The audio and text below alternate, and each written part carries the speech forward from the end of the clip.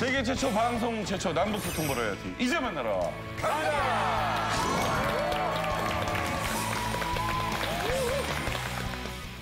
북한이 은하 3호 장거리 로켓을 핵은 절대 포기하지 않을 거라고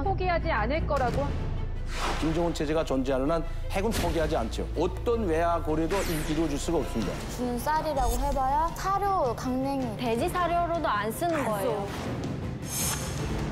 북한하고의 무역 관계를 차단시키면 북한은 완전히 올스톱 돼버립니다. 장갑차, 중도화차 싹 다 나가야 되는데 딱 대기 상태로 있는 거예요. 너무 불공평하잖아요. 북한 혼자서는 할 수가 없는 거죠. 세계적으로 고아가 되는 거예요. 택배 기사님보다 더 기다려지는 분들. 이만갑의 선물 꾸러미. 남한 대표 사우스포를 소개할게요.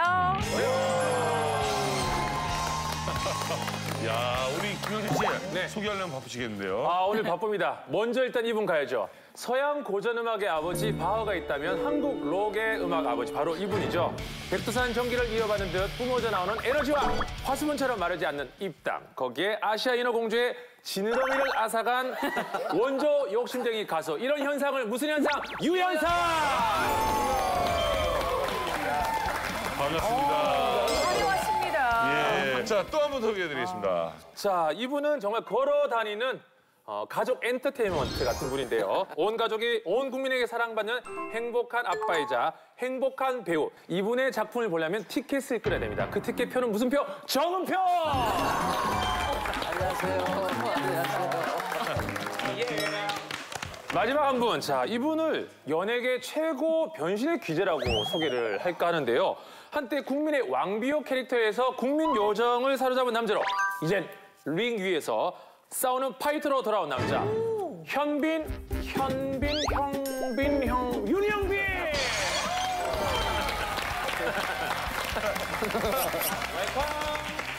자, 지금 뭐 한 분 한 분 또 이렇게 인사를 들어봤는데 우리 유현상 씨는 아니, 점점 여성 호르몬이 많아져서 제가 좀 걱정했었잖아요.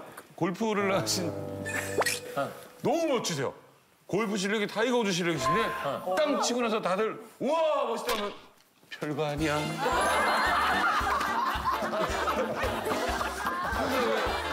지금 별거 아니야 먹고 지금 달려보세요.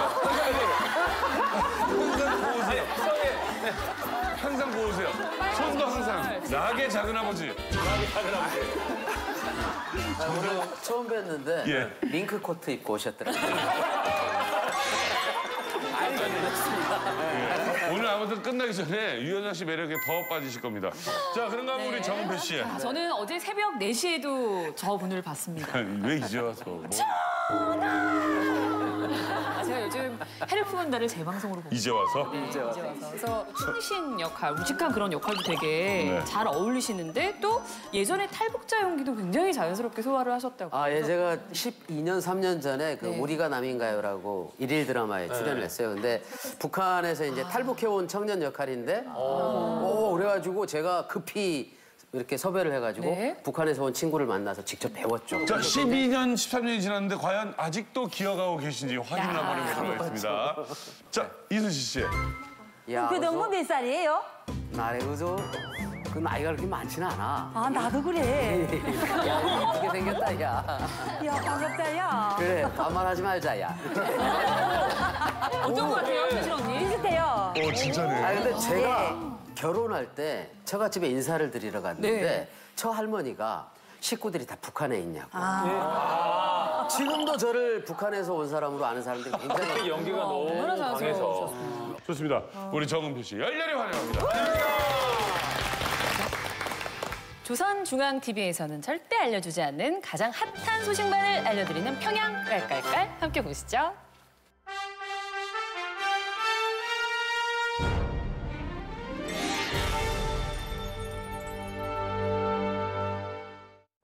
니만갑 시청자 동지들 안녕하십니까? 중앙 소식 통해서 알려주지 않는 세상 그 어디에도 없는 재미나고 놀라운 북조선 소식을 전해드리는 평양 깔깔깔의 주순영입니다. 첫 번째 보도입니다. 주민들의 일거수일투족을 통제하는 북조선에서 이제 주민들 말투까지 참견한다고 합니다. 북조선에서는 휴대폰 보급이 시작되면서 휴대폰 통화 시 한류 드라마, 영화 등을 통해 퍼진 남조선 말투를 사용하는 것이 유행이라고 하는데요. 북한 개간지 문화오 학습 최신호에 평양 문화오의 순결성을 고수해 나가자라는 논문을 통해 남조선 말투와 애교 섞인 말투를 뿌리 뽑자고 합니다. 여보시오, 김정은 동무, 이참에 동무도 사근사근한 남조선 말투 한번 배워보는 게 어떻습니까? 다음 보도입니다. 농구계의 악동 데니스 로드먼이 김정은의 생일을 축하하기 위해 북한을 방문했다는 건 모두 아실 텐데요. 김정은의 생일 축하 선물로 무려 1만 달러가 넘는 사치품을 건넨 것이 문제가 되고 있습니다. 로드먼이 베스트 프렌드 김정은을 위해 준비한 선물은 아일랜드산 위스키, 이탈리아제 고급 양복, 모피 코드, 그리고 아내 리설주를 위한 명품 핸드백으로 총 1만 달러가 넘을 것으로 추정되는데요. 이런 통 큰 선물이 사치품을 수출 금지하는 유엔 안보리의 대북 제재 결의 위반으로 딱 걸리게 되었습니다. 이에 따라 미국 정부도 로드먼이 유엔 규정을 위반한 것인지 검토한다는 입장이라고 합니다. 김정은한테 잘 보이려다가 국제적 문제하러 낙인 찍힌 로드먼 동무, 그렇게 돈이 남으면 북조선 주민들을 위해 기부하시오. 다음 보도입니다. 북조선이 각종 훈장과 영웅칭호를 남발하고 있다고 합니다. 바로 김정은의 민심 잡기용 포상이라고 하는데요. 광산에서 일하다 숨진 최광공에게 공화국 영웅칭호와 군별 메달, 국기훈장 1급을 수여했다고 합니다. 노동자가 생산 현장 사고로 영웅칭호를 받은 건 참 이례적인데요. 또한 북조선 전역 이곳저곳에 공훈칭호, 영웅칭호, 국기훈장, 노력훈장 등 각종 1급 훈장과 칭호를 인심 좋게 마구 뿌리고 있다고 합니다. 북조선 동무들이 따뜻한 쌀밥 한 공기와 훈장 중에 어떤 것을 더 필요로 할까요? 민심을 잡고 싶다는 지도자 김정은, 진짜 민심이 무엇인지 몰라도 너무 모르는 것 같습니다. 다음 보도입니다. 북조선 최고 지도자와 함께 찍은 사진. 이름도 용광스러운 1호 사진. 시청자 동지들도 알고 계실 텐데요. 최근 북조선에서 나온 1호 사진에서 놀라운 점을 발견했습니다. 지난 12월 장성택 숙청 후 권력이 더 강해졌다는 최룡해, 그가 카메라를 정면으로 두루지라 바라보고 있는 장면입니다. 그동안 북조선의 1호 사진에서는 최고 지도자를 가운데로 배치하고 모두 그를 바라보는 형식이었는데요. 최고 지도자의 수행자인 최룡해의 카메라 정면 응시는 매우 이례적인 일이라고 합니다. 북조선의 인자가 된 최룡해 동무, 영향력 가시도 좋지만 조심하시라요. 건방지게 카메라 보다가 목 날아갈지도 모릅니다. 다음 주에도 오직 이만감에서만 들을 수 있는 놀라운 북한 소식과 함께 찾아오겠습니다. 스튜디오에 있는 이만감 미녀들 나와주시라요.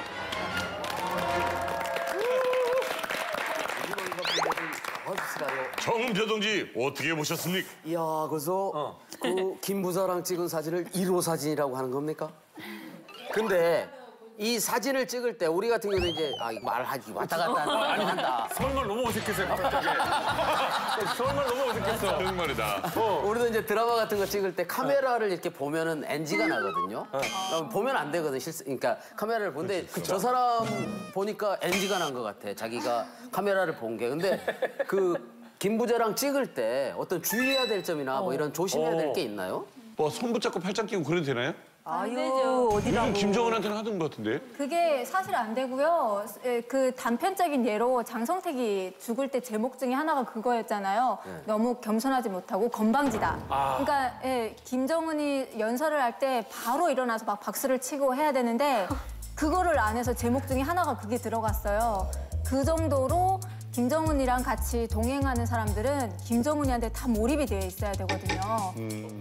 친구네 아빠가 이게 접견 사진을 찍었는데 이렇게 준비가 다 있대요. 이렇게 옷차림뿐만 아니라 이제 그 표정도 웃지도 않고 이렇게 무표정도 아니고 이렇게 딱 온화한 표정 딱 찍고 이거를 원샷으로 찍어야 되는데 이게 뭐 실수하면 엄청 혼난대요. 거의 정치적으로 문제 있는 것처럼 막 그러니까 딱 한 번에 한 컷으로 그냥 가야 되는 거예요. 여러 번 찍을 수 왜냐면 밤에 김밀성, 김부자를 모셔놓고 여러 번 하는 건 별내다. NG가 어디 있어? 원심 원카. 근데 그러면 우리나라의 우리 뭐 주변에 연예인들은 많이 겪으셨겠지만 보통 우리나라는 그렇잖아요. 김영철 씨 팬이에요. 사진 한번 찍어요. 자, 한 번 더. 네. 이거 없는 거네. 한 번 더 찍는 거 없는 거네. 심지어 그런 분들이 있어요. 사진 좀 찍어주세요. 찍고 있으면 네. 웃으세요.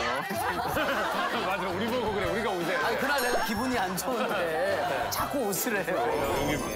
좋습니다. 자, 오늘 평양 깔깔깔 우리 주순영 씨 활약 너무너무 고맙습니다. 감사합니다. 자, 오늘 탈북 미녀들과 나눌 이야기 과연 무엇일지. 자, 오늘의 주제 공개합니다. 네. 북한의 벼랑 끝 외교. 네. 자, 오늘 북한의 외교에 대해서 알아보도록 하겠습니다. 네, 오늘 북한의 외교에 대해서 쉽게 설명을 해주실 강명도 교수님 모셨습니다. 네, 반갑습니다. 반일 감정을 많이 갖고 있었어요. 200억 달러를 요구한 것은 먼저 북한이었고요. 완전히 욕풍을 들이맞은 겁니다.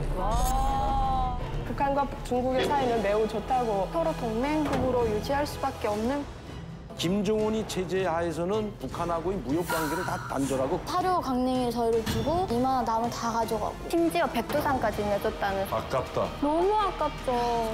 북한에서 팔 수 있거나 가져올 수 있는 나라는 중국밖에 없다는 거죠. 어쩔 수 없이 북한은 중국을 포기할 수는 없을 것 같아요.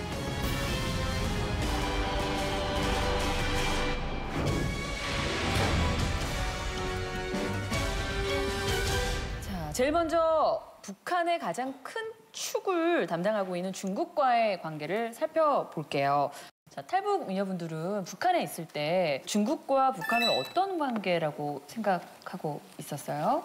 북한에 있을 때 어른들한테서 북한하고 중국의 관계는 입술과 치아 사이라고 저는 들었거든요. 근데 만약에 외국에서 북한을 침략해서 북한이 먹히게 되면 바로 두만강과 압록강을 건너면 중국이잖아요. 그러니까 입이 열리면 이빨이 깨지는 거나 마찬가지로 그런 관계인이 서로 동맹국으로 유지할 수밖에 없는 국가라고 저는 알았어요. 접경 국가이기 때문에 서로 도울 수밖에 없다. 중국不出现关系，알아?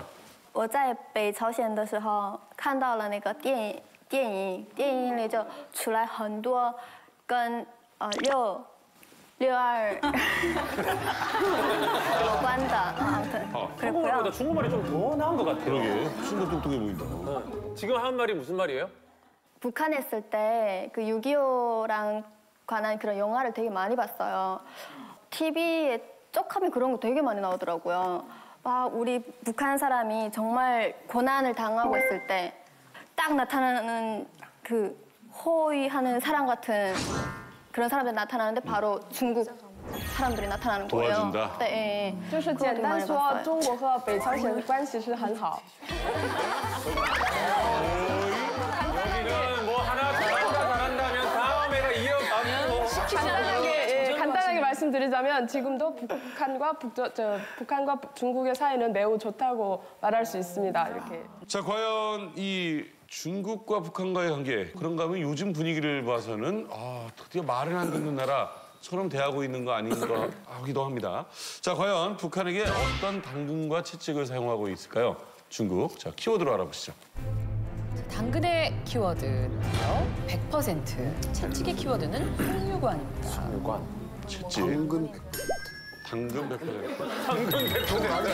아니 그러면 그것은 유기농 아니요. 자, 무엇을 뜻하는 것일까요? 우리 서스프 좀 예상 맞출 수 있을 것 같아요. 북한의 모든 물건이 100% 메이드 인 차이나다. 진짜. 탈북하시는 분들이 중국을 경유하시는 경우가 많잖아요. 그렇지. 그러니까 혹시나 이제 그분들을 100% 뭐 돌려보내는 뭐 그런 걸로 정말로 좀 북한의 마음을 북송 100%. 네. 자, 첫 번째 제가 정답을 알고 있는데요. 북한을 향한 중국의 당근 정책은 바로 100% 공짜는 없는 원조입니다.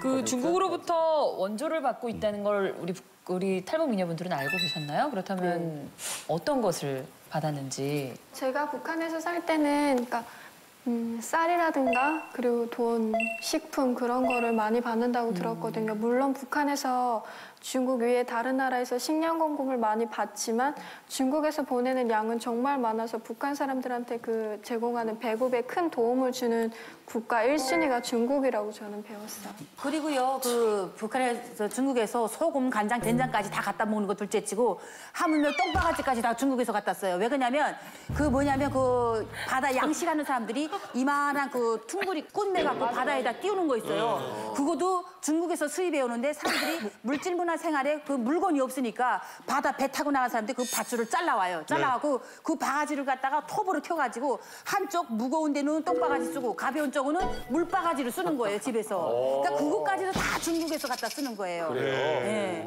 그러니까 맞네. 중국이 없으면 솔직히 북한 죽을 형편이 있을지도 모르겠어요.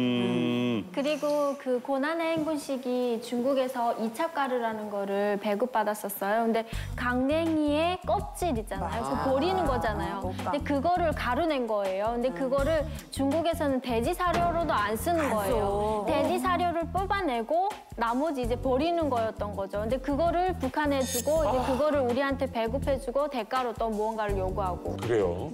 자, 쌀이나 그 수많은 원조 물자들이 아니 어떻게 100% 공짜가 아닌지 그게 참 충격적인데 그럼 북한에서 어떤 대가들을 치렀나요? 북한에서 저도 해산에 살았는데 진짜 이만한 통나무를 다 산에서 다 가져가요, 중국이. 그리고 주는 쌀이라고 해봐야 그 사료 강냉이 있잖아요. 사료로 쓰는 그 강냉이를 포대째 보내는 거. 그럼 저희는 이만한 산이 다 이제 거덜이 나서 산에 아무것도 없는데 그렇게 사료 강냉이를 저희를 주고 자기는 이만한 나무를 다 가져가고. 그리고 보면 그 탈북자들이 이제 중국 가잖아요. 그러면 탈북자들을 다시 북성에서 보내면 그 나무를 대가로 주는 거예요. 그렇기 때문에 중국에서는 계속 이제 그 나무를 받기 위해서도 계속 잡아들이고.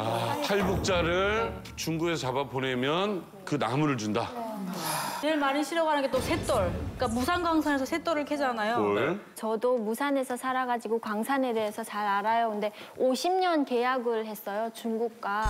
50년 동안 중국에서 와서 광석을 캐서 나가는 거죠. 그래서 옛날에는 그 청진에 있는 성진제철소라는 데서 광석을 제광소에서 광석을 실어갔어요. 근데 지금은 그러지 않고 다 무산광산에서 대형 트럭에 광석을 실어서 다 세관 쪽으로 가는 거예요. 중국으로 가는 거죠. 그래서 거기 보려면 저희 집 앞을 이렇게 가는데 옛날에는 청진 쪽으로 가니까 저희가 볼 기회가 없었는데 지금은 그냥 줄을 서서 매일 줄을 서서 차가 몇십 대씩 가는지 몰라요, 중국 쪽으로. 아깝다. 너무 아깝죠. 그 아까운 거. 그리고 저는 직접 봤는데 석탄도 되게 많이 나가더라고요. 또 이런 동해바다에 있는 물고기들도 그런 것도 많이 나가고요. 그리고 심지어 백두산까지 내줬다는 소리를. 맞아. 정확하게 들었어요. 백두산이 네. 사실은 이제는 중국 소유. 중국 거다. 뭐 그런 얘기들을 뭐 우스갯소리 비슷하게 하거든요. 실제로 그런 거예요? 맞아요, 맞아요. 그러니까 그 김일성이가 북한을 정권 수립할 때 그때 그 계약을 하고 백두산이 절반을 줬잖아요. 그래서 지금 중국이 지금 유치하고 있는 거고. 이건 교수님 너무 불공평하잖아요. 그런데 그나마도 이제 그 중국에서 뭐 사료용 옥수수든 밀가루든 들어가지 않으면 어디 가서 가져올 데가 없습니다. 북한이. 왜냐하면 유엔 결의 제재안이라는 게 뭐냐면 북한하고의 무역 관계를 다 단절하고 경제 제재를 하고 있거든요. 그러니까 어떤 외화 거래도 이루어질 수가 없습니다. 그러나 시리아나 리비아나 쿠바 같은 데서 들어오려면 이번에 쿠바에서 비행기하고 사탕가루, 설탕가루 포대 밑에 숨겨서 비행기 부품들에다 걸리지 않았습니까? 이건 미국이 전면적으로 북한에 있는 모든 화물선에 대해서는 다 집중 감사하고 있기 때문에 빠져나갈 수가 없습니다, 사실은. 또 모든 유엔에 참여하고 있는 국가들이 유엔 결의에 다 동참하고 있기 때문에 북한에서 팔 수 있거나 가져올 수 있는 나라는 오직 지구상에서 중국밖에 없다는 거죠. 지금 중국에서 이자처럼 뭐 그 사료용 옥수수나 밀가루라도 들여오지 않으면 북한 주민들이 당장 굶어 죽게 돼 있거든요. 그러니까 굴욕적인 외교라든가 굴욕적인 이런 무역 관계의 이 시스템을 바꿔나갈 수가 없습니다. 북한 혼자서는 할 수가 없는 거죠. 예. 또 이제 북한이 이제 정권을 보면은 항상 위기가 닥쳤어요. 이제 러시아가 구소련이 무너지면서 세계적으로 이제 사회주의가 이제 무너지면서 자본주의가 이제 대두가 되다 보니까 그때마다 이제 위기가 느낄 때마다 중국이 항상 어떻게 보면 좀 좋은 꾼이 됐었거든요. 그런 관계였기 때문에 중국과의 관계마저도 이제 단절이 된다면 북한은 말 그대로 세계적으로 고아가 되는 거예요. 그러다 보니까 굉장히 이게 위협적인 거죠. 그렇기 때문에 중국마저 잡지 않으면 얘는 정말 힘들어진 거예요. 그리고 또 북한 주민들이 최근에는 많이 바뀌어가지고 예전에는 국가에 많이 우전을 했거든요. 먹고 사는 것부터 시작해 다 우전을 했는데 지금은 막 자립심이 생겨가지고 이제 중국과의 그 밀수 거래를 통해서 먹고 살아요. 그렇기 때문에 중국과의 단절은 사실상 힘든 일이죠. 네. 그리고 최근 그 중국 기업들이 북한 여러 군데 가서 사업을 하는 게 많대요. 그래가지고 그 공장을 만약 세웠다면 그 공장에 직접 북한 주민들을 채용해가지고 월급 주는 식으로 해서 일부 지역 북한 주민들이 먹고 사는 형편이 괜찮아진다고 하더라고요. 예, 예. 그리고 중국에서 어디까지나 지원을 뭐 자기들이 주면서 받는 입장이라지만 지원을 받아서 그걸로 배급을 베풀기 때문에 어쩔 수 없이 북한은 중국을 포기할 수는 없을 것 같아요. 네. 근데 지금 보면 시진핑 체제가 들어오면서 분명히 자신감을 표했어요. 외신에 북핵 관련한 문제는 우리가 뭐 자제시킬 수 있다. 말 끝나자마자 핵실험 했거든요. 예, 즉 북중 관계는 김일성, 김정일 때는 혈맹 관계라고 보면 되고요. 그리고 김정은 시대에 지금 와서는 공생 관계로 변화가 됐습니다. 그러니까 혈맹 관계에서 공생 관계라는 그때는 이제 굴욕 외교가 없었죠. 김정일 때까지만 해도. 근데 지금 최근에 그렇게 돼가고 있는 것은 북한이 핵을 포기하지 않고 핵실험을 3번이나 하고 중국의 뒤통수를 계속 치고 그렇죠. 있는데도 불구하고 버리지 못하는 것은 바로 중국에도 문제가 있기 때문입니다. 이 지구상에서 공산당 지도 체제로 가 있는 나라가 딱 2개 나라입니다. 하나는 북한이고 하나는 중국입니다. 중국은 사회주의 경제에서 이제 자본주의 경제, 시장 경제로 돌아섰는데 정치 쪽만은 공산당이 아직도 이제 다당제를 허용하지 않고 있고요. 권력형 부정부패, 최근에 지금 나오지 않았습니까? 이 권력형 부정부패가 뭐 4천조 원까지 요새 신문에 나온 거 보면 4천조를 북아일랜드라는 나라에다 지금 세금을 탈피하기 위해서 거기다 유령 회사를 만들어 놓고 그래서 중국은 이러한 문제들이 해결되기 전까지는 한반도가 한국의 주도하에서 북한 통일되는 걸 바라질 않습니다, 아직은. 왜냐하면 자유와 민주주의 바람이 들어온다고 생각하고 있거든요. 그런데 지금 좀 전에도 말씀드렸지만 중국의 이런 큰 내재적 문제를 안고 있기 때문에 이 문제들이 풀리기 전까지는 아직까지 북한이 남아있기를 바라는 것이 바로 중국의 입장입니다. 자, 지금 보니까 당글은요 100% 원조에 관련된 거였는데 과연 채찍은 뭘까요? 보시죠. 중국이 북한과의 외교에 있어서 쓰는 매서운 채찍은 바로 북으로 가는 송유관을 차단하는 것입니다. 북으로 가는 송유관, 기름 보내는 거죠? 제가 직접 겪은 거고 제가 직접 봤어요. 그때 송유관이 뭔지도 몰랐어요. 1984년도에 이 군단에서 사단 대기동 작전이 있었어요. 그러니까 그게 가을에 사단 대기동 훈련을 하는데 갑자기 스톱이 돼버린 거예요. 우린 다 준비하고 명령만 내리면 나갈 준비하고 있는데 그래서 왜 그러지? 그러니까 기름이 안 들어왔대요. 그러니까 거기서 장갑차, 뭐 중도화차 싹 다 나가야 되는데 기름이 없으니까 다 대기 상태로 있는 거예요. 기름이 작전도 멈추게 한다. 그게 그렇죠. 전쟁 나도. 네. 그렇죠. 기름 없으면. 잠깐만요. 앵꼬라. 거기서. 예. 여러분들 어땠어요? 기름 생각하면 넉넉했어요? 일반 주민들은 기름에 대해서 별로 현실감이 없어요. 저는 저 송유관이 끊겼다는 말을 한 번도 못 들어보고 처음 알고 되게 놀랐어요, 이번에. 그러니까 일반 서민들은 대중교통을 이용하는 것도 아니고 전기의 혜택을 보는 것도 아니니까 원래 혜택을 워낙 못 맨날 받으니까. 전기가 안 오고 맨날 차를 안 타는데 어떻게 알아요? 그래도 기름이 없으면 사실 국가는 그냥 그죠? 정지하게 되는 거죠. 네, 이게 지금 무슨 이야기인가 하면 중국 단동에서 신의주로 들어가는 송유관이 있습니다. 1년간 여기서 한 150만 톤의 원유가 중국에서 북한으로 들어가고 있는데 이 원유 때문에 그나마도 북한이 지금 올스톱되지 않고 뭐 군대도 유지할 수 있고 군수공장도 돌아갈 수 있고 북한에 조금 남아있는 공장도 운영할 수 있는 게 이 송유관 때문에 송유관이 의존하고 있거든요. 이 송유관을 차단시키면 북한은 완전히 얼스택돼 버립니다. 인민군대 기동수단이 뭡니까? 다 기동수단, 뭐 땅크나 장갑차나 비행기 모든 게 원유에 의존하지 않습니까? 그 원유가 딱 들어오는 것이 이 석유관 한 곳에서만 받고 있기 때문에 생명줄이라고 해도 과언이 아닙니다. 저 석유관 때문에 무슨 기름이 없어서 그거는 저는 모르겠고 김정일이가 한때 내 나라 제일로 좋아 이 노래를 가지고 다부작 예술 영화를 만드세요. 그래서 그 영화에 출연한 주인공들이 바로 김정일로부터 저 승용차를 이렇게 선물 받았어요. 궁금하다. 그래서 기름 어디서 이 승용차를 선물 받은 주인공들이 승용차는 받았지만 기름이 없었어요.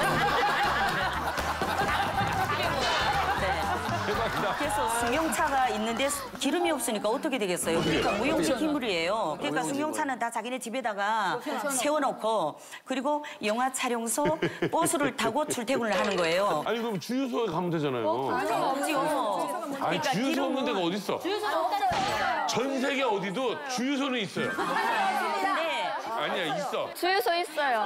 민정 씨가 북한에 주유소가 다 없다는데 우리 차민정 씨는 있다. 네. 북한 맞죠? 네. 지금 남한에 와서 본 주유소 얘기하시면 안 돼요. 아니에요. 북한에 개인 주유소는 없는데 기업 안에 주유소는 다 있거든요. 근데 저희 어머니가 그 주유소에서 일을 하셨거든요. 아, 그래요? 네, 그러니까 그래요? 네, 북한에서 근데 그거를 연유창이라고 주유소라고 안 하고? 네, 연유창이라고. 연유창. 네. 그러니까 저희 엄마가 일하는 데는 그 산 밑에 있었는데 그 산 아래 땅굴을 파서 거기에다가 그 석유 그거를 넣고 탱크를 그러니까 묻고 그다음에 그 석유가 오면 거기다 붓고. 그래요? 네. 민정이 말 듣어보니까 연유 창고라고 군부대도 있어요. 근데 땅크가 아니고 기름 빵통을 이렇게 뒤집어서 세워는 이렇게 엎어놔요. 엎어놓고 거기서 이게 틀어가지고 꺼먹어서로 쭉 빼갖고서 넣고 하는. 입으로 한다고요? 왜? 입으로 꺼먹어서 해갖고. 보면 쭉 나오더라고요. 그럼 입으로 빼다가 석유 좀 드셔보신 분 있으시겠어요? 그거 석유 먹으면 해충도 죽는다 그랬어. 진짜 그랬어. 해충 구제한다고 그거 먹었다니까. 언제 그런 얘기 언제 들으셔봤어요? 네, 어렸을 때는 그 휘발유 같은 거 좀 이렇게 호수로 해서 이렇게 먹으면은 빨아서 먹으면은 그 회충 같은 거 났고, 그거 있었습니다. 주유소도 있고 사실 주유소 있습니다. 북한에도.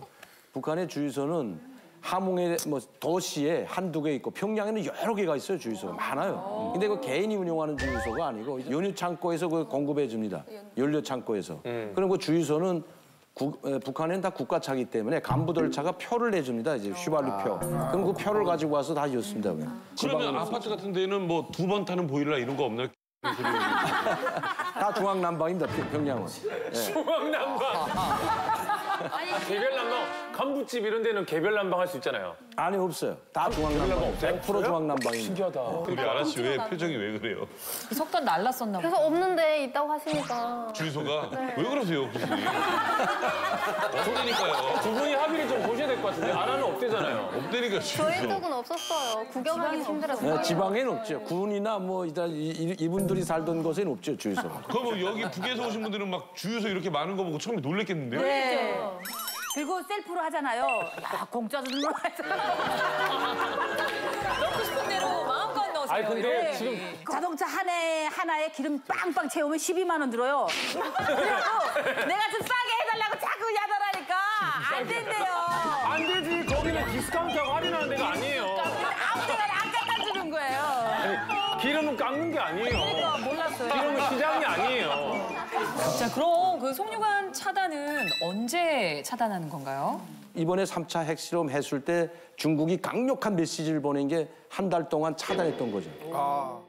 지난 1월부터 북한이 외무성 성명과 국방위 성명을 통해 핵실험을 예고했던 만큼 중국의 원유 공급 중단은 사전 경고 차원으로 보입니다.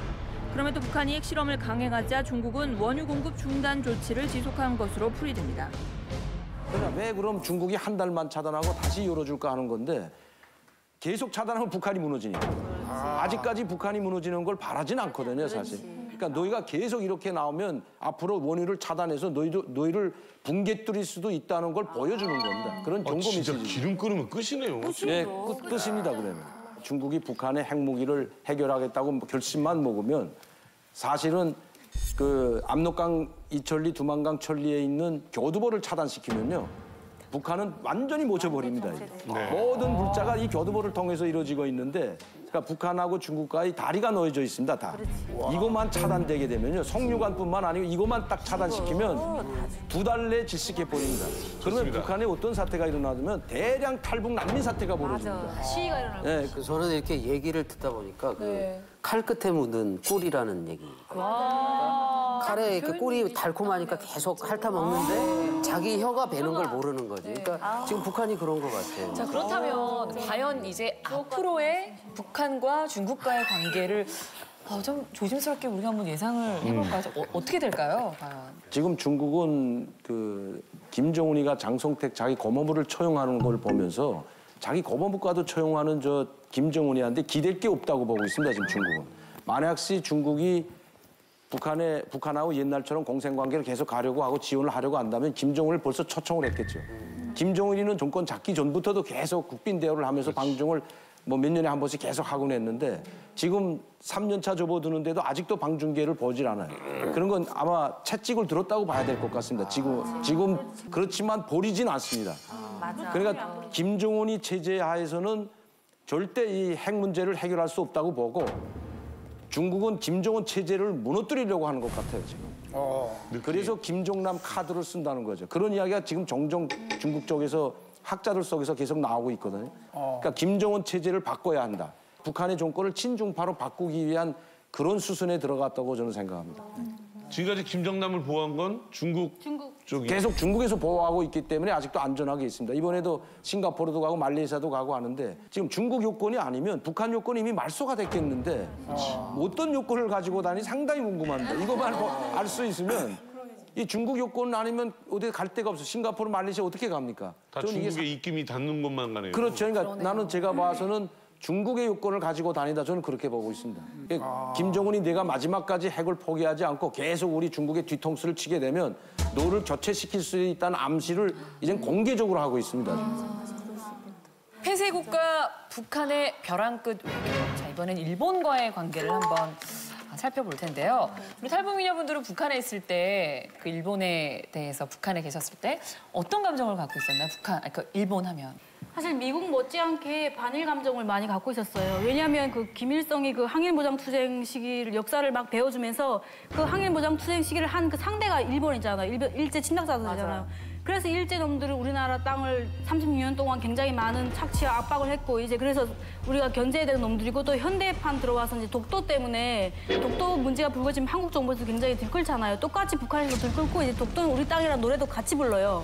저는 그게 북한에 있을 때 그 노래가 북한에서 만든 노래인 줄 알았어요. 맞아. 네, 울릉도. 네, 그 똑같은 노래예요. 와. 한번 같이 한번 불러보시겠어요? 북한에서 배운 노래. 울릉도 동남쪽 백길 따라 다 하시네요. 오, 가사도 똑같아. 그 누가 아무리 자기 땅이라 우겨도 독도는 우리 땅, 우리 땅. 일반적으로 배워주는 거는 그렇게 심하거든요. 근데 일반 사람들이 생각하기로는 그렇지 않아요. 일본은 엄청 잘 살고 일본이랑 뭔가 연계가 있다고 하면 다 부러워가지고 야 너희 좋겠다. 뭐 일본 제일 교포다 이러면 얼마나 잘 살겠나. 쟤네는 맨날 입쌀밥만 먹을 거다. 이러고 다 엄청 부러워하거든요. 근데 일단 학교만 가면은 부러워하면 안 돼요. 교육을 그렇게 하니까. 잘 사는 게 굉장히 부럽고 또 일본 물건 한두 개씩 갖고 있으면 좀 자랑스럽긴 한데 그래도 역사적으로 볼 때는 적국의 이미지가 강한 일본. 자, 과연 이 일본은 북한과의 외교에서 어떤 당근과 채찍을 쓰는지 자, 키워드를 함께 살펴보시죠. 당근으로 납치를 그리고 채찍으로는 조총련. 아니 근데 자 당근부터 한번 살펴볼게요. 납치가 당근이다? 일본이 북한한테 주는 당근이 납치인 거잖아요. 이 지금 키워드가. 그럼 뭐 탈북해온 사람을 납치해서 보내주는 거예요. 일본이 납치를 하는 거예요? 일본이 납치를 당한 걸까요? 자, 과연 뭘까요? 유현상 씨 알려주시죠. 저는 잘 알고 있습니다. 네. 정말 죄송한데 제가 많이 당황하셨어요. 우리 남인석 씨가 이렇게 좀 갑자기 이렇게 질문하니까 갑자기 들어와요. 예, 유현상 씨 말고는 아는 사람이 없어요. 그럼 일본에 관련된 저는 지식이 공부를 그럼요. 해가지고 왔고 연구를 해가지고 왔고 충분하게. 그럼요. 그래서 이제 말씀을 드리겠습니다. 제가 잠깐 이거 좀 봐도 되겠죠?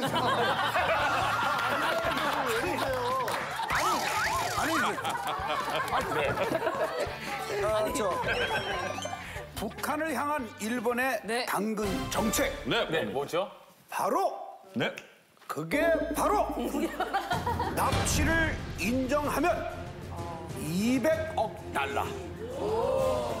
납치를 인정하면 200억 달러. 200억 달러.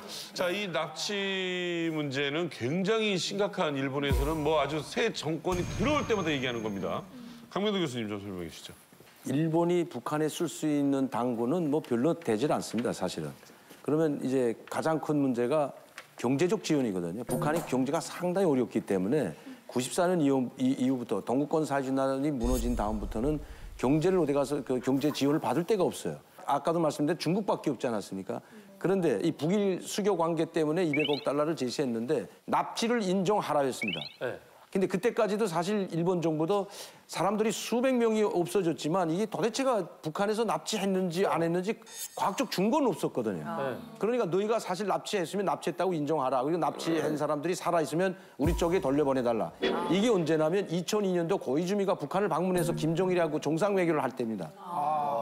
200억 달러를 요구한 것은 먼저 북한이었고요. 그러니까 200억 달러 가지고 이제 협상을 하기 시작했는데 납치를 인정하게 되면 북한은 200억 달러 다 현금으로 달라고 했는데 100억 달러는 현금으로 주고 100억 달러는 상품으로 주겠다고 했습니다. 그러니까 뭐 석유라든가 쌀이라든가 그 말이 바로 이제 납치 인정하면 200억 달러 준다 그겁니다. 그게 바로 당군이었습니다. 2002년도에 200억 달러면 우리 돈으로 얼마 정도 되는 거죠? 1억 달러에 1,000억 원 정도라고 잡아도 20조 원. 네, 20조 원 정도 잡아야죠. 아니 근데 이게 뭐 협상 조건에 들어갈 정도면 납치되는 분들이 굉장히 많다는 건데 진짜 한 몇 명 정도가 납치가 된 건가요? 그 일본 경찰이 그냥 공식적인 건 아니고 추정하는 거죠. 그냥 납치됐을 가능성이 있다고 추정하는 인원이 한 860명 정도라고 해요. 그리고 공식적으로 납치됐다고 주장하는 인원은 17명 정도. 근데 그중에서도 2002년 북일 정상회담 때 5명 정도를 돌려보냈다고 해요. 그럼 지금 12명 정도가 공식적으로 납치된 인원이고 이제 860명은 아직 미확인된 인원이고. 와, 진짜 많다. 그럼 가장 유명한 사건은 뭐예요? 그런 납치 사건 중에? 메구미 사건이 가장 유명한데요. 이 사건은 1977년 그 일본에서 당시 13세 여중생이었어요. 이 여자가 13세. 13살이요? 네네. 그리고 납치가 됐는데 이제 일본에서는 그때 공식적으로 이 학생이 이제 학교 중에 그 납치된 그 일반적인 그 실종 사건이라고 처리를 했어요. 그랬는데 1997년 1월에 이제 일본으로 망명한 자칭 뭐 북한 간첩이라고 하는 그 안명진 씨가 이제 증언을 했는데 그 메구미는 북한에서 납치한 것이라고 이제 알려지면서 세간에 굉장한 논란을 일으켰죠. 그래가지고 이제 그 후에 이제 북한에서는 그런 소문들이 많이 돌았어요. 뭐 메구미가 뭐 애를 낳고 살았다더라, 뭐 잘 살고 있다더라, 또 어떤 사람들은 뭐 자살을 했다더라 이런 식으로 이제 여러 가지 소문들이 이제 파다하게 돌고 있죠. 네, 자 메구미 납치 관련 영상을 저희가 준비했습니다. 보시죠. 横田めぐみさんが北朝鮮に拉致されて今日で32年が経ちました。中学1年生の時に学校から帰る途中北朝鮮の工作員に拉致されました。 北朝鮮はめぐみさんは死亡したとしていますが説明には帰国した拉致被害者の証言と食い違う点が多い上本人のものだとして出してきた遺骨からは別人の DNA が検出されました。政府は調査のやり直しや被害者の帰国を求めていますが進展はありません。毎年毎年もうこれで今年でっていうのをみんな思ってて今日まで来たわけですからね。なんでこんなに解決できないんだろうっていう思いの方が多くて。 아니 그 어린 친구를 그러니까 지금 저희 아들 보면 12살인데 하는 짓이 정말 쓸데가 없거든요. 형편이 없어요. 근데 그렇게 어린애를 납치해가지고 도대체 어떻게 하려고 납치를 한 거죠?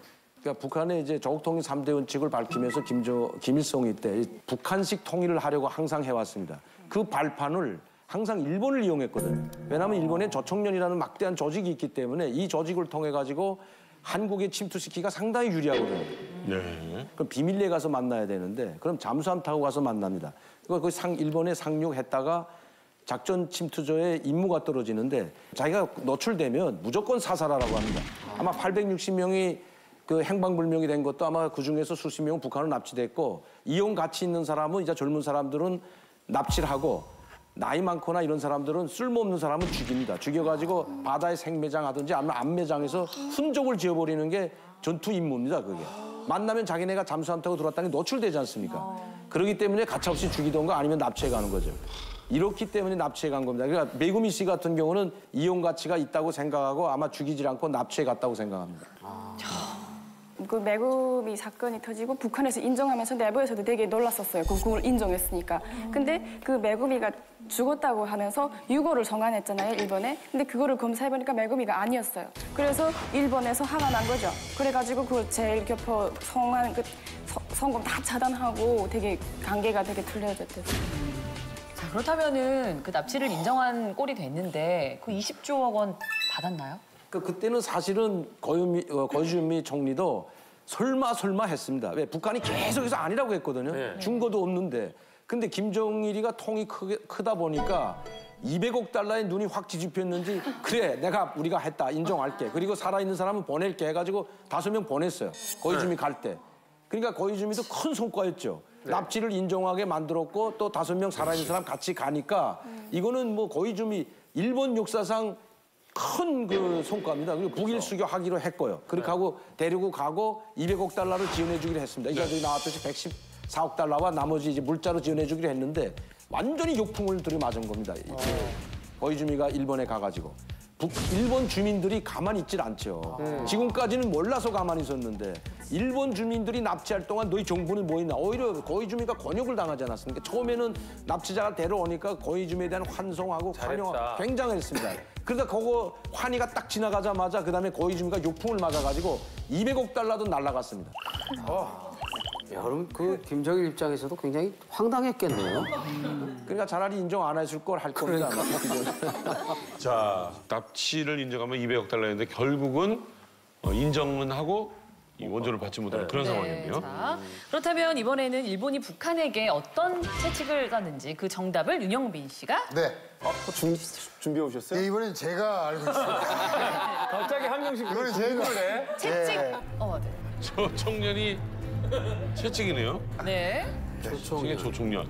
자, 그 채찍이니까 뭔가 제재를 하기 위해서 조총련을 전부 다 북한으로 보내버린다든가. 그렇지. 뭐 그런 거를 취하는 거. 조총련을 봉쇄한다 뭐 이런 거 아닐까? 아 지금 자, 잠시만요. 제가 잠시만요.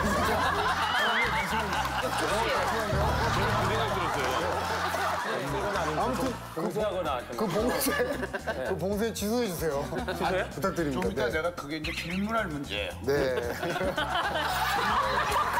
아니 오늘 이 북한의 외교에 대해서 우리 사우스포가 굉장히 적극적이세요. 그러게요. 네, 자, 윤영빈 씨. 네. 공개해 주시죠.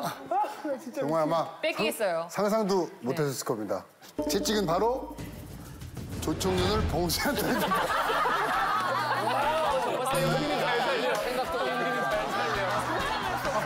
무슨 말씀을 하는지 깜짝 놀랐어요. 봉쇄. 조총련은 우선 조선인총연합회로서 저 주체 사상을 따르면서 네. 우선 북한을 많이 이렇게 지원을 해줬어요. 그래서 80년대에는 북한에다가 80년대 대건축물을 이렇게 건설하는데 큰 기여를 했다고 해도 과언이 아닐 정도로 어떤 거 지어줬어요? 말하자면 만경대 유의장, 대성산 유의장, 그다음에 창강원, 그다음에 빙상관, 김한유 병원, 유경호텔,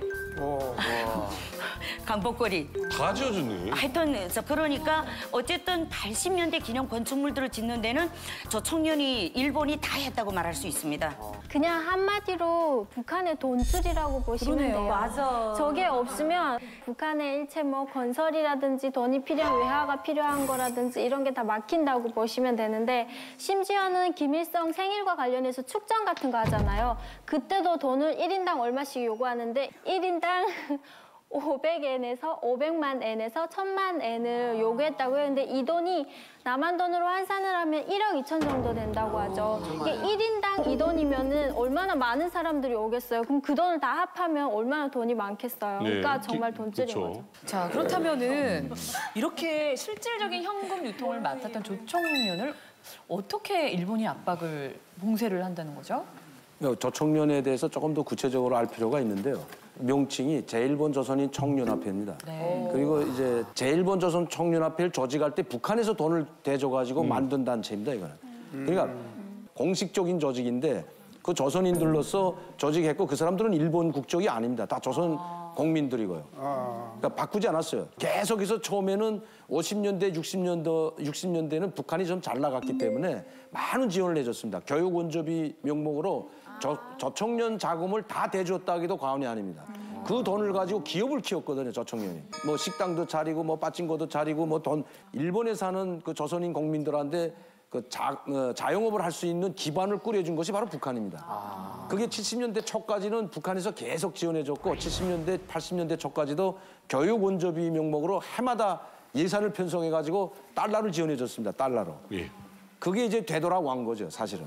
그러니까 이제 충성자금으로 다시 바친 거죠. 그 충성자금이 오게 된 것도 귀국선이 있어서 오게 된 겁니다. 이제 망병봉하고 삼전호라는 이제 귀국선이 있었는데 그걸 통해 가지고 1차, 2차, 3차, 4차, 15차까지 일본에서 살던 사람들을 많이 소환을 해왔어요. 귀국시켰습니다, 북한에. 그러니까 1차 귀국선을 타고 간 사람이 바로 고용입니다. 맞아. 김정은의 엄마 있지 않습니까? 고용이. 지금 최고 지도자 김정은의 어머니가 바로 고용이고 고용이가 바로 조청년계 그 제주도에서 그 아버지 고향이 제주도고요. 제주도에서 일본을 건너갔다가 다시 이제 뭐 현해탄을 건너서 조국의 품에 안겼다고 하는 사람이 1차 귀국선 타고 간 사람들이 고용이 가족입니다. 그게 제가 알고 있기에는 한 2만에서 한 3만 명 정도가 왔습니다. 근데 그 사람들이 마지막에는 인질로 돼버렸습니다, 인질로. 네, 그러니까 인질로 돼버리다 보니까 저청년이 붕괴될 때도 여기에 북한의 친척이 있는 가족들은 탈퇴할 수가 없는 거 아닙니까? 그렇죠. 네, 이런 사람들을 이용했죠. 그리고 그럼 왜 저청년을 채찍으로 하냐? 저청년을 막아버리니까 납치자 문제가 불거지면서 그 국일 수교가 다 파탄되고 이렇게 되니까 이제 저청년을 통해서 들어가는 송금, 저청년을 통해서 인적 물적 교류를 다 차단해 버렸거든요. 그래 결국은 북한이 도와줄 수 없는 상태였지 않습니까? 그때 당시는 북한이 돈이 더 없는데요, 저청년보다도. 그렇죠. 그러니까 돈을 주지 못하니까 저청년이 붕괴 위기에 몰리니까 저청년에 가입했던 사람들이 다 민단으로 돌아섰습니다. 맞아요. 한국이 조직한 민단기로 다 돌아섰는데 그렇게 되니까 북한에 남아있던 친척들이 탈출하기 시작했던 겁니다. 돈이 못 들어오니까 상당히 어려워지면서 탈출한 사람들이 상당히 많습니다. 그리고 3세, 이제 2세, 3세로 다 내려오지 않았으니까 3세는 북한에 충성 안 합니다. 그리고 국적을 한국이나 일본으로 다 바꿉니다, 지금은. 예, 북한이라는 나라가 어떤 나라인지 이제 다 알았기 때문에 북한에 충성도 안 하고 또 이제 3대 세습까지 내려오지 않았습니까? 김정일이 때까지는 충성할지 몰라도 김정은이한테 저청년 간부들이 충성할 사람들은 별로 저는 없다고 봅니다. 그 북한 입장에서 돈줄이 막히면 사실 우리 같은 경우도 어디서 돈이 들어오게 되는데 안 들어오면 참 답답하거든요. 근데 주로 어떤 경우에 채찍을 사용하나요, 일본에서는? 그러니까 지금은 매금이라든가 이런 납치 때문에 또 하는 것도 있지만은 근본이 그게 아니고 미사일입니다. 대륙간 탄도미사일 전번에 우리가 운하 3호로 가장해가지고 북한에서 쐈는데 성공하지 않았습니까? 그리고 항상 그 북한에서 미사일 발사 실험을 할 때는 일본을 넘어갑니다. 그러게, 열 그래, 번 일본 그게 지나가더라고요. 가다가 고장나서 떨어지면 일본에 바로 떨어지거든요. 그렇다고 전쟁은 못합니다. 왜냐하면 이건 발사 실험하는 거기 때문에 실험을 막지 못합니다, 이거는. 그리고 북일 관계는 이미 핵 문제가 풀리지 않으면 북일 관계는 풀리지가 않습니다. 그러니까 모든 것이 지금 핵에 종착되어 있거든요. 북중 관계나 북일 관계나 북한이 핵을 영원히 가지고 있는 한 해결될 수 없다고 봅니다. 북일 수교도 이제 물 건너 갔거든요. 이미 핵을 포기하지 않는다는 전제 조건이 붙었습니다. 이미 핵이라는 것은 북한에서 넣을 수가 없고 김정은 체제가 존재하는 한 핵은 포기하지 않죠. 그러니까 헌법에도 이제 명문화시키지 않았습니까? 핵 보유국으로. 그렇기 때문에 북일 관계라든가 북중 관계는 핵이 풀리지 않으면 북중 관계도 깨지고 북일 관계도 깨질 수밖에 없는 그 상황이라는 걸 말씀할 수가 있습니다. 네.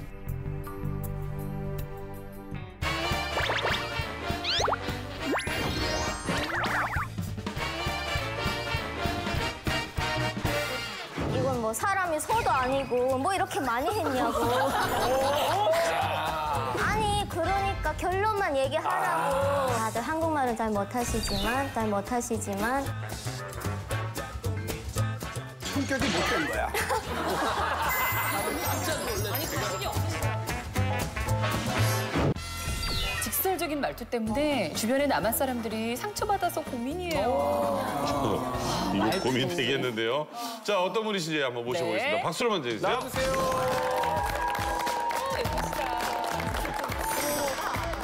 직설적인 말투. 말도 안 돼. 자기소개 아니 부탁드립니다. 여기 이만갑 자기소개 아니 여기 이만갑은 뭐 사람을 기다리게 하는 프로예요? 기다리다가 집에 갈 뻔했잖아요. 설마 혹시 저 이런 말투 때문에 모두 상처받으신 건 아니시죠? 네. 제가 여기 오늘 이만갑 고민 상담소를 찾은 이유도 바로 저의 이런 직설적인 말투 때문이에요. 사실 북한에서는 전혀 문제가 안 됐거든요. 근데 아니 여기 한국에 와서 제 말투가 너무 직설적이다. 뭐 너는 너무 말을 왜 그렇게 하냐 막 이러면서 주변 분들이 많이 상처를 받는데요. 제가 왜 이런 말을 들어야 되냐고요. 여기 와서 너무 속상해요. 그래서 오늘 여기 고민 상담소에서 저희 고민을 확실하게 털어놓고 좋은 이야기를 제가 듣고 싶어서 오늘 나왔습니다. 잘 오셨습니다. 아니 근데 딱 등장할 때 그 외모는 상처 받게 생겼잖아요. 상처 주는 게 아니라 상처를 받게 생기셨는데 네. 바로 이만가 뭐 이렇게 기다리게 했는데 아이고야 놀래가지고. 왜 아니 직설적인 말투 있는 분이 누가 있을까? 양희은 선배님도 좀 그럴 수 있어. 너 이름이 뭐야? 그러라 그래. 이렇게 딱 그거 직설적이죠. 근데 아니 그 뉘앙스나 이런 게 좀 세긴 한데 그렇게 뭐 저는 굉장히 이쁘신데요. 말도 하시는 게. 겁먹으신 거죠? 겁먹어서 띄워주는 거죠. 제가 지금 어떻게 말하고 있는 거죠? 저희 실체를 이제 아시면 놀라실 거예요. 이제 사람들이 이렇게 보면은 뭐 이렇게 얼굴이나 너는 입도 되게 작고 귀엽다 이런 말을 좀 들어요. 근데 실제 지내서 얘기하다 보면은 이런 못된 어디 있냐 막 이러고. 아니 그러니까 어떤 식으로 말씀하시길래 그래요? 한번 예를 들어주세요. 제가 여기 와서 최근에 가장 느낀 게 저희 이제 시어머님한테 결혼하셨어요?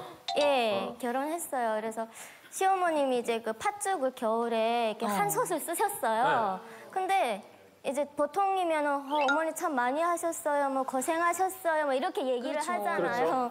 근데 일단 어머니 죄송합니다. 예, 제가 어머니 이건 뭐 사람이 소도 아니고 뭐 이렇게 많이 했냐고.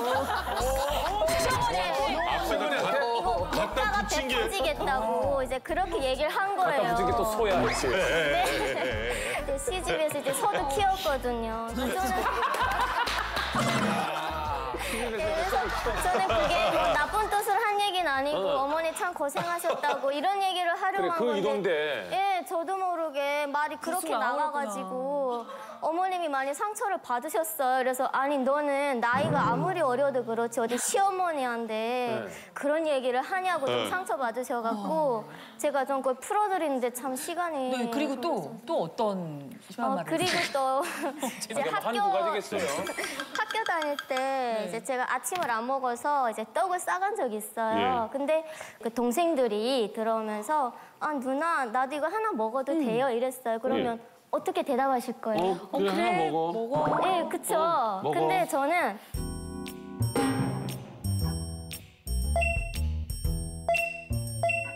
그래 봤으니까 먹어야지. 안 먹을 수가 없잖아. 봤으니까 먹어야지. 안 먹을 순 없잖아. 안 봤으면 안 주지만. 그다음에 저도 이제 그게 미안해가지고 먹어 괜찮아 먹어 이러면서 결국에는 먹긴 했어요. 결국 관계는 좀 서먹서먹해지고. 그 뒤로 이제 서먹해서 이제 못 풀었죠. 못 풀었어요? 졸업했어요 그러고 그냥. 그러고 졸업하고 떡 때문에. 웃으면서 해도 지금도 입은 웃는데 눈이 안 웃는 분이 있어요. 그러니까 말씀하시면서 봤는데 먹어. 봤는데 먹어야지. 어떻게 안 먹겠어. 서도 아니고 뭐. 아니 저거는요. 얘기한 거지만. 저 우리 지수 씨가 성격이 못된 거야. 아니 왜냐하면 이 생각, 이 말이라는 거 생각하고 나오는 거거든. 그러니까 못된 거고 고쳐야 되고.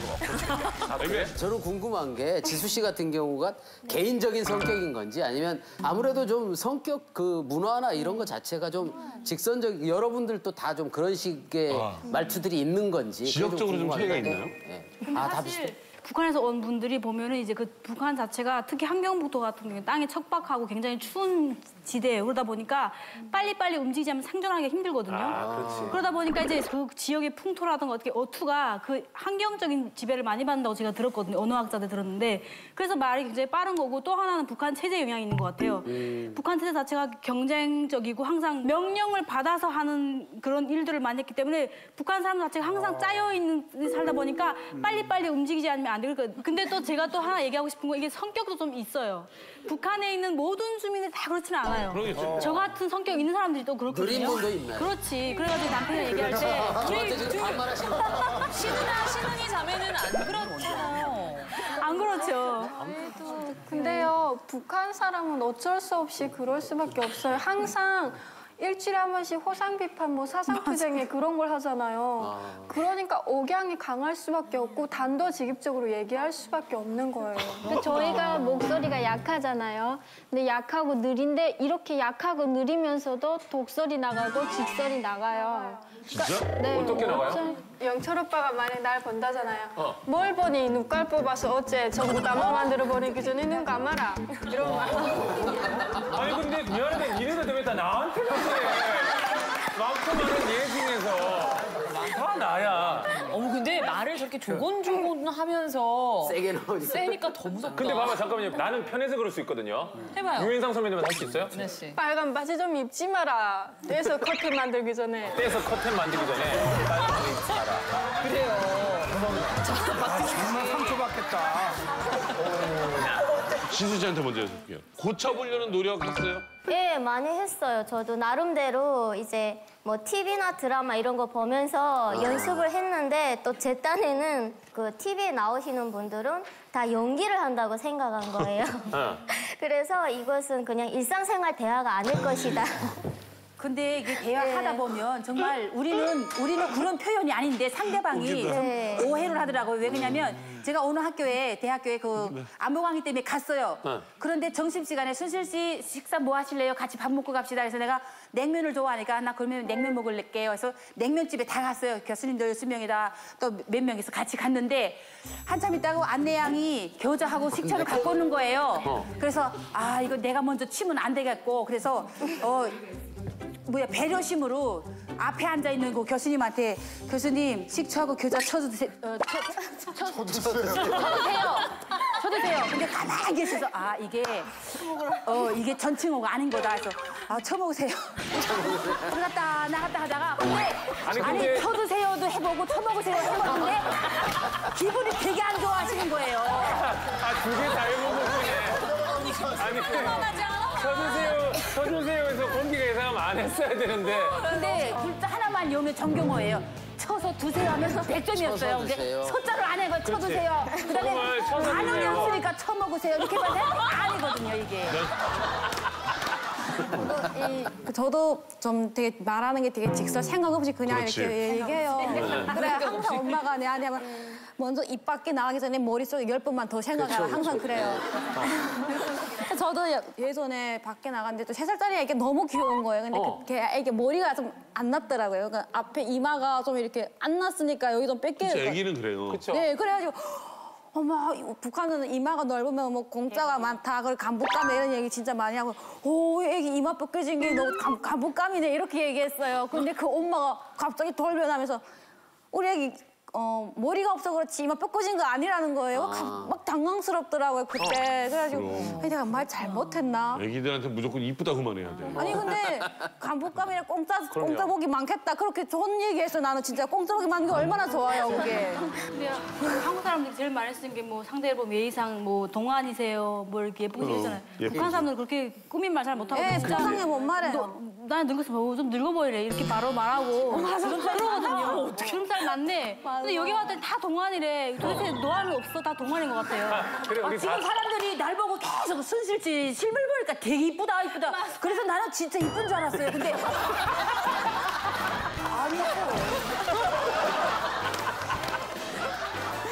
저도 이 남한 말씨를 들으면서 너무나도 이 남한 말씨가 막 이래 천사 같은 느낌. 예, 막 간지럽고. 간지럽다고 그래요. 예, 처음에 이렇게 제가 식당을 먼저 시작했을 때 막 와서 내가 돈 사기 당해가지고 막 이렇게 울고 있을 때 막 위로해 주더라고요. 그래서 이 사람들이 위로해주는 사람들이 말씨가 막 천사 같더라고요. 그래서 내가 사기당한 걸 막 해결해 줄 것 같고 그런데 해결해 줄 것 같던 사람이 다시 와서 나를 또 사기에 붙여가더라고요. 그래서 당한 사람을 또 한 번 죽인 거네. 예, 그렇죠. 그래서 제가 이게 결코 천사가 아니구나. 살가운 이 말씨가 아니구나. 감이 들 게 아니다. 그래서 저는 이 말 안 배웠어요. 그러네. 자, 그러면 아까 결혼하셨다 그랬잖아요. 네. 사실 남편이랑, 그러니까 아내랑 남편이랑 살다 보면 그 말투 때문에 정말 많이 싸우거든요. 네. 맞아. 어때요? 남편이랑 그 관계는 어때요? 저희 관계가 뭐 나쁘진 않은데요. 저희가 이제 저희 남편이 이제 남한 사람이에요. 네. 저는 이제 이게 그 얘기를 하면 서로 못 알아듣는 부분이 많아요. 예, 서로 각자 사투리 쓰다 보면은 근데도 남편은 어디 사투리를 써요, 그러면? 고향이 전라도요. 전라도. 전라도 북한. 네, 그래서 막 얘기를 하다 보면은 저는 이제 이렇게 좀 내성적이라고 다들 평가하시는데 성격만큼 되게 좀 급한 것 같아요. 이렇게 얘기할 때는. 막 하다 보면 말이 빨라지면서 이제 신랑한테 제가 듣고 싶은 말은 결론이에요. 제가 물어보면. 근데 결론. 신랑은 그 내용을 이제 상황 설명을 하는 거예요. 그게 이제 막 한 2, 3분 초가 되면 저는 그러니까 결론만 얘기하라고 답은 나와 있는데 왜 자꾸 설명하냐. 그렇지. 이러고 또 이제 한 번 뭐 저희 신랑은 좀 사극 쪽을 되게 좋아해요. 저는 사극이란 거 이렇게 한국에 와서 봐가지고 엄청 싫어했거든요. 재미도 없고. 근데 이제는 빠져갖고 둘이서 이렇게 경쟁하면서 봐요. 나는 이거 본다, 저거 본다. 그러면 그 역사적인 인물들이 나오면 저는 이제 모르던 인물들이 많아서 이제 물어보는 거예요. 저 사람은 어떻게 이렇게 된 거야? 뭐 어느 백제와 고려와 물어보면 제가 듣고 싶은 대답은 이 사람은 그냥 고구려 사람이고 이렇게 돼서 온 사람이다. 이걸 듣고 싶은데 저희 신랑은 이 사람이 태어난 가정부터 설명해요. 얼마나 친절해요. 아니, 이런 남편이 어딨어? 저는 그냥 짐작을 해서. 아니, 잠깐만. 이상한 사람들이네. 얼마나 친절해. 내 아내가 이해하기 쉽도록 이 사람은 이랬는데 어머니는 누구였고. 왜냐면 TV를 보고 얘기하잖아요. 드라마가 나오는데 저는 물어봤어요. 그러면 TV를 보고 있는데 한쪽에선 그 설명을 끝날 때까지 하다 보면은 둘 다 집중이 안 되는 거예요. 제가 생각할 때는 지금 이게 어떤 문화적인 차이도 있지만 중요한 게 뭐냐면 일단 여기 오신 분들도 마음을 열어야 되지만 제 아내하고 저하고 12살 차이가 나요. 결혼을 했을 때 자꾸 무슨 얘기를 하는데 어느 날 아내가 막 엉엉 울면서 왜 자꾸 나를 가르치냐고 그러더라고요. 그러니까 그 차이인 것 같아. 그러니까 뭔가 친절하게 얘기를 해주려고 하는데 듣는 사람 입장에서는 자꾸 가르치려고 하는 느낌. 그런 거가 아닐까 싶은 생각이 들어요. 이제 제가 말투를 좀 고민하면서 여기 이렇게 와가지고 최근에 작년에인가 제가 본 그 뮤지컬이 있는데 강성윤 언니 하는 그 밥 짓는 시인 퍼주는 사랑을 봤어요. 근데 주인공으로 나오셨더라고요. 근데 그 마지막에 멘트가 그 이제 목사하고 같이 이렇게 손잡고 뭐 연수하는 그 멘트가 되게 인상 깊게 제가 들었거든요. 그래서 오늘 나오면은 그 멘트를 저도 좀 한번 따라 해보고 싶고 되게 듣고 아니 거기서 싶었어요. 이제 마지막에 관객을 위해서 애드립으로 이름이 뭐죠? 라고 이제 물어보면 저한테 한번 물어보세요. 저 이름이 뭐죠? 연수. 당신의 김연수. 관객 반응이 이랬거든요. 그래서 그날의 관객의 반응이 호응에 따라서 더 심해지고 오늘은 좀 자제해야겠다. 좀 자제하고. 좀 심한 거 한번 가봅시다. 저 이름이 뭐죠? 성현. 당신의 강성현. 넘어가겠습니다. 저 오늘 얘기 쭉 들어보시니까 어떠셨어요? 그래도 이렇게 나오니까 제가 혼자 이렇게 끙끙 앓고 하는 것보다는 비록 다들 한국말은 잘 못하시지만, 그래도 이렇게 옆에서 한마디라도 해주는 것이 저한테는 큰 도움이 된 것 같아요. 예. 앞으로 노력은 할 테지만요, 너무 기대는 안 하셔도 될 것 같아요. 저거야. 솔직하다. 솔직하. 앞으로 노력은 하겠지만 기대는 하지 마세요. 아니, 진짜니까요. 솔직히 직설적이네. 아까 저희 보고 다들 한국말은 잘 못하시지만 이게 벌써 직설적으로 다들 깜짝 놀랐어요. 아니 가식이 없으시잖아요. 제가 지금 이거야. 다들 한국말은 못하시지만 기대는 하지 마세요. 노력하겠지만.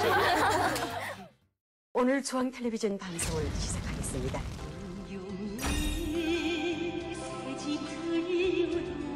근데 음악이 좀... 저 빤치 나 보인다. 자유롭게 보여주고 관심도 끌고. 사람을 박스 안에 넣고 칼을 꽂거든요.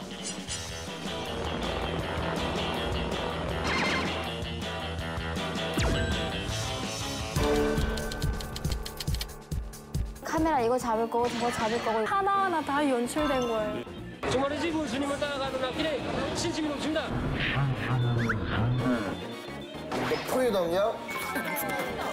손 치워봐요. Why you touch me? Don't touch me, okay?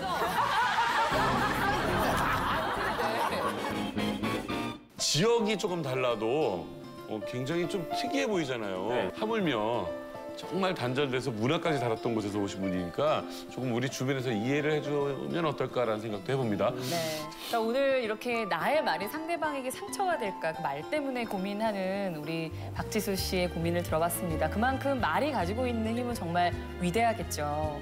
인민들의 생활 향상을 위해서 힘쓰겠다라는 그 말이 정말 위대한 힘을 발휘할 수 있도록 꼭 진심이 되었으면 좋겠습니다. 네, 이제 만나러 갑니다. 다음 시간에 뵙겠습니다.